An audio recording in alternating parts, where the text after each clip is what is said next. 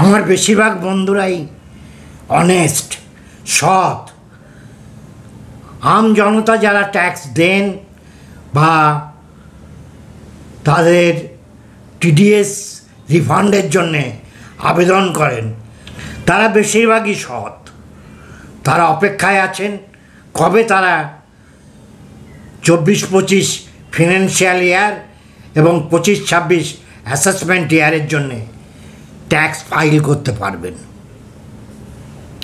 তাদের কাছে একটা সুখবর, মিনিস্ট্রি অফ ফাইন্যান্স 29শে এপ্রিল ITR 1 এবং ITR 4 মডিফিকেশান করে সার্কুলার দিয়েছে। সেই মেমো নাম্বার হচ্ছে 80/25। এই নোটিফিকেশানটা খুব জরুরি ছিল, তার কারণ এবার শুনছিলাম যে ITR 1 এবং ITR 4-এ কিছু মেজর মডিফিকেশান হতে পারে।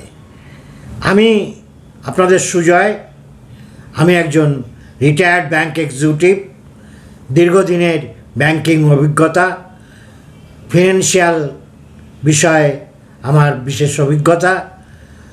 এই বিষয়ে আপনাদের কাছে নানা ভিডিও আমি নিয়ে আসি।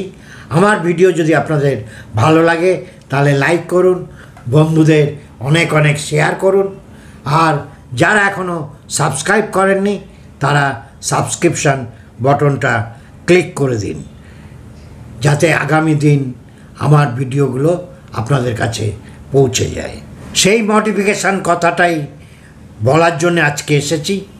সেটা হচ্ছে, এতদিন পর্যন্ত ITR 1, যেটা প্রায় বেশিরভাগ ইন্ডিভিজুয়াল চাকুরিজীবী, পেনশনভোগী বা ব্যাংকের ইন্টারেস্ট থেকে যাদের ইনকাম হয় বা একটা বাড়ি ভাড়া থেকে তাদের আয় হয় এবং বার্ষিক 50 লক্ষ টাকার নিচে ইনকাম, তারা ITR 1টা ফিল আপ করতেন। কিন্তু তারা যদি কোনো ক্যাপিটাল গেইন করতেন, অর্থাৎ লং টার্ম ক্যাপিটাল গেইন, তাহলে সেটা কিন্তু ITR 1-এ ফিল আপ করা যেত না।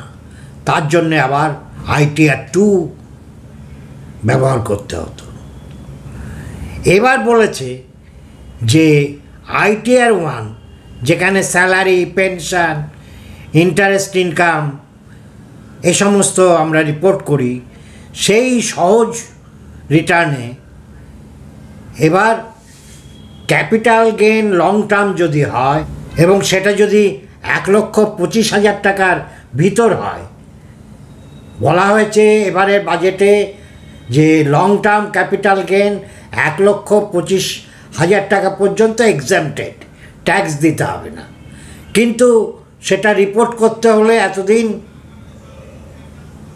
চাকরিজীবী পেনশনারদের ITR 2 ফিল আপ করতে হতো, যেটা খুব লেন্দি এবং সেটা খুব পরিশ্রমসাধ্য। এবার খুব সহজ করে দেওয়া হয়েছে।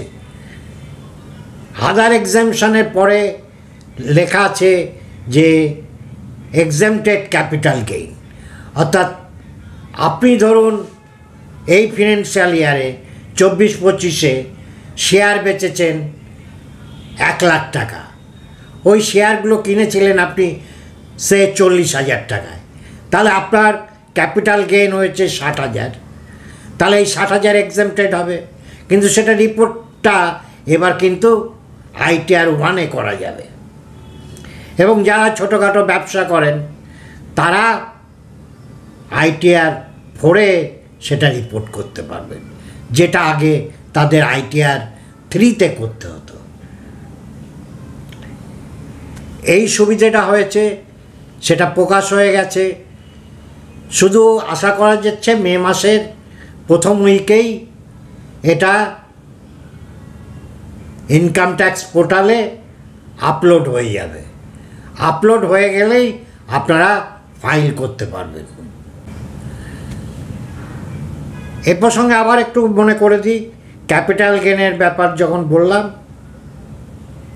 ক্যাপিটাল গেইন শেয়ার থেকে ইনকাম হলে 1 বছরের ভিতর হলে সেটা শর্ট টার্ম ক্যাপিটাল গেইন, 1 বছরের বেশি হলে সেটা লং টার্ম।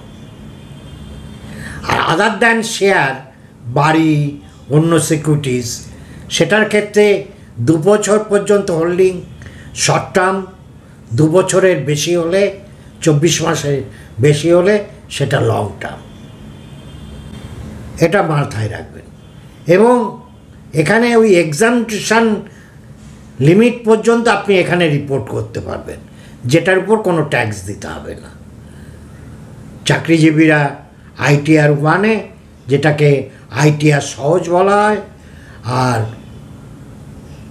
ব্যবসা, স্বনিযুক্ত প্রকল্প, ডাক্তার, চার্টার্ড অ্যাকাউন্টেন্ট, এরা ITR 4-এ। আবার আসবো নতুন একটা ভিডিও নিয়ে। ততদিন আপনারা সবাই সুস্থ থাকুন, ভালো থাকুন, আনন্দে থাকুন। আনন্দই হচ্ছে ঈশ্বর, আনন্দই হচ্ছে আল্লাহ।